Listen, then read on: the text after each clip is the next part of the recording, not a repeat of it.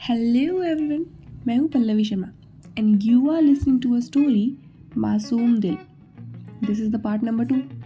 पिछले पार्ट में हमने सुना कि कैसे रोहन के पहले प्यार यानी रश्मि का उसे बेटा बुलाना रोहन को बिल्कुल पसंद नहीं आया। उसने ठान लिया कि वो कुछ ऐसा करेगा जिससे वो रश्मि को इम्प्रेस कर सके और उसकी नज़रों में खुद को बड़ा बना सके। चलिए इस पार्ट में जानते हैं कि क्या रोहन अपनी इस जिद को पूरी कर पाया या नहीं।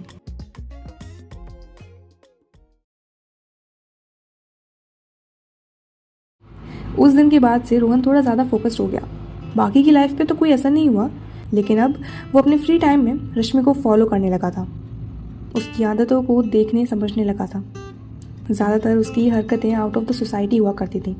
धीरे धीरे रश्मि को भी ये महसूस होने लगा था जैसे कोई उसके आसपास हमेशा घूमता रहता है, कोई उसका पीछा करता रहता है।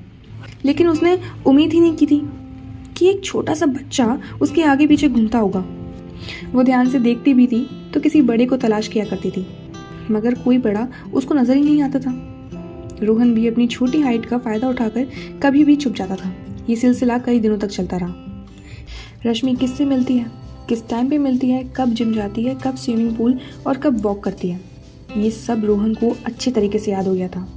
रोहन के दिमाग में बस एक ही बात चलती थी कि कैसे भी कर किसी भी जगह पे किसी भी पल उसको कुछ करने का मौका मिल जाए और वो रश्मि को इम्प्रेस कर दे।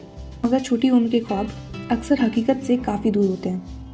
रोहन किसी भी मौके में हीरो बनने की तलाश में था और रश्मि को लग रहा था कि किसी विलन की एंट्री हो चुकी है उसकी लाइफ में। ये लुका छुपी का खेल ज़्यादा दिन तक चलने वाला नहीं था। एक दिन रश्मि लेट नाइट स्विमिंग के लिए गई। रोहन ने उसे जाते हुए देखा तो वो भी पीछे चल दिया। जनरली ये टाइम लेडीज़ के लिए रिजर्व होता था, इसलिए रश्मि को किसी भी तरह के खतरे का अंदाज़ा नहीं था। रोहन ने स्विमिंग पूल की एंट्री पॉइंट पे मौजूद गार्ड की सुस्ती का फ़ायदा उठाया और चुपके से एंट्री मार ली और चेंजिंग रूम के साइड एरिया में छुपकर बैठ गया। रश्मि चेंज कर स्विमिंग पूल के अंदर चली गई। रोहन छुपते छुपाते पूल के साइड में आ गया। वहाँ और कोई नहीं था। रश्मि अपनी स्विमिंग में मशरूफ़ थी। रोहन उसको देखता हुआ पूल के बिल्कुल बराबर में चलने लगा। पूल के साइड का एरिया अक्सर काफ़ी गीला रहता था और अगर किसी का ध्यान सही से ना हो तो वो फिसल सकता था। रोहन का ध्यान तो वैसे भी रश्मि के ऊपर था। वो कब पूल के नज़दीक आ गया उसे भी पता नहीं चला। अचानक से उसका पैर फिसल गया, उसको पता ही नहीं चला। रोहन को स्विमिंग नहीं आती थी। पूल में गिरते ही वो झटपटाने लगा और रश्मि उसे बचाने के लिए आ गई। उसने रोहन को पूल से बाहर निकाला और तब तक स्विमिंग पूल का गार्ड भी वहाँ आ चुका था। वो इस बात से परेशान था कि रोहन अंदर कैसे आ गया, मगर इससे भी ज़्यादा इस बात पे कि रोहन को कोई नुकसान तो नहीं हुआ। गार्ड ने कॉल करके उसकी फैमिली को बुलवाने की बात की, पर रश्मि ने मना कर दिया। रोहन होश में था मगर थोड़ा सा घबराया हुआ था। रश्मि ने सोचा कि कहीं इस छोटे से बच्चे के एक्सीडेंट की जिम्मेदारी उस पे या गार्ड पे ना आ जाए, इसलिए उसने समझदारी से काम लिया। गार्ड की मदद से वो रोहन को अपने फ्लैट तक ले आई। रोहन के कपड़े भीग गए थे। रश्मि ने उसे अपनी टॉवल दी और टी शर्ट दे दी और उसके कपड़े सूखने के लिए मशीन में डाल दिए। रोहन हल्के हल्के काँप रहा था और डर भी रहा था। उसने रास्ते में कई बार इस एक्सीडेंट के बारे में मम्मी को ना बताने की बात कही। रश्मि ने रोहन से पूछा, तुम वही हो ना जो उस दिन लिफ्ट में मिले थे मुझसे? रोहन ने हाँ में सिर हिलाया। रश्मि ने उसे गर्म पानी पीने के लिए दिया और उसने पूछा कि वो पूल के अंदर कैसे आया। रोहन ने कोई जवाब नहीं दिया, पर उसके चेहरे पर गिल्ट वाले एक्सप्रेशन साफ साफ दिखाई दे रहे थे। रश्मि को कुछ कुछ समझ आने लगा था कि बात क्या है। उसने फिर पूछा कि तुम वहाँ एंटर कैसे हुए? रोहन ने डरते डरते टूटे फूटे शब्दों में बताया कि वो गार्ड को चकमा देकर अंदर आया था। रश्मि ने इस बार थोड़े सख्त अंदाज में पूछा, तुम क्या करने गए थे? वहाँ रोहन ने कोई जवाब नहीं दिया। रश्मि ने फिर पूछा, क्या तुम जानते थे कि मैं स्विमिंग करने जा रही हूँ? रश्मि के इस सवाल पर रोहन चुपचाप रहा। रोहन की तरफ देखते हुए और उसकी आंखों में मौजूद जिद को पढ़कर रश्मि को यह समझने में देर नहीं लगी कि उसके साथ पिछले कुछ दिनों से जो कुछ भी हो रहा था वो रोहन की वजह से था। वो अनजाना चेहरा जो उसके आसपास रहता है, उसका पीछा करता है, वो और कोई नहीं रोहन है। रश्मि को बहुत ज़्यादा गुस्सा आ रहा था और उसका मन किया कि वो एक थप्पड़ रोहन के गाल पर रसीद दे, लेकिन तभी उसने पलट के रोहन की तरफ देखा। वो 13 साल का एक बच्चा था। उस उम्र में कैसे इमोशंस दिल में उमड़ते हैं इस बात का अंदाज़ा उसे भी था। अभी रश्मि रोहन की उम्र और मासूमियत का नाप तोल कर रही थी। कि तभी रोहन ने कहा, आप मम्मा को कुछ मत बताना, but I really like you. आप मुझे बहुत अच्छे लगते हो। मैं आपसे दोस्ती करना चाहता हूँ। मुझे लगता है कि मुझे आपसे ना वो सच्चा वाला प्यार हो गया है, ट्रू लव। मैं स्विमिंग पूल एरिया में भी सिर्फ आपको देखने के लिए आया था। मैं आपकी हर चीज़ अच्छे से जानता हूँ, जिम, डांस, वॉकिंग, एरोबिक, सब कुछ। आपको पता भी नहीं होगा, लेकिन कुछ दिनों से मैं सिर्फ आपको नोटिस कर रहा हूँ। मैं आपको इम्प्रेस करना चाहता हूँ, लेकिन ऐसी कोई भी स्किल मेरे अंदर नहीं है। क्या आप प्लीज़ मेरी दोस्त बनेंगी? रोहन के इस लंबे चौड़े डायलॉग कम कन्फेशन ने रश्मि को हिलाकर रख दिया। अब उसे क्या कहना चाहिए, उसे कुछ समझ ही नहीं आ रहा था। उसे इस बात पर नाराज़ होना चाहिए या हंसना चाहिए। रश्मि को पता था कि जो फीलिंग्स रोहन के मन में उमड़ रही हैं वो और कुछ नहीं, बस एक अट्रैक्शन था। मगर रोहन को ये बात समझाना बहुत मुश्किल था।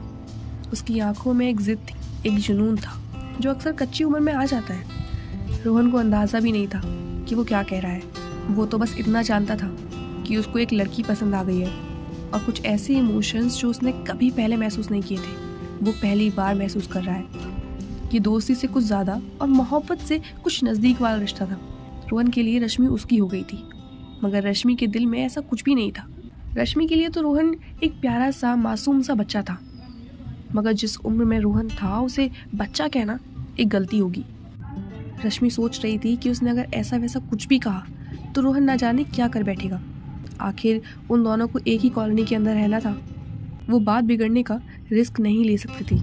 वो जानती थी कि रोहन नहीं चाहता कि उसका दिल टूटे, उसका पहला प्यार मुकम्मल ना हो, वो रिजेक्ट ना हो जाए।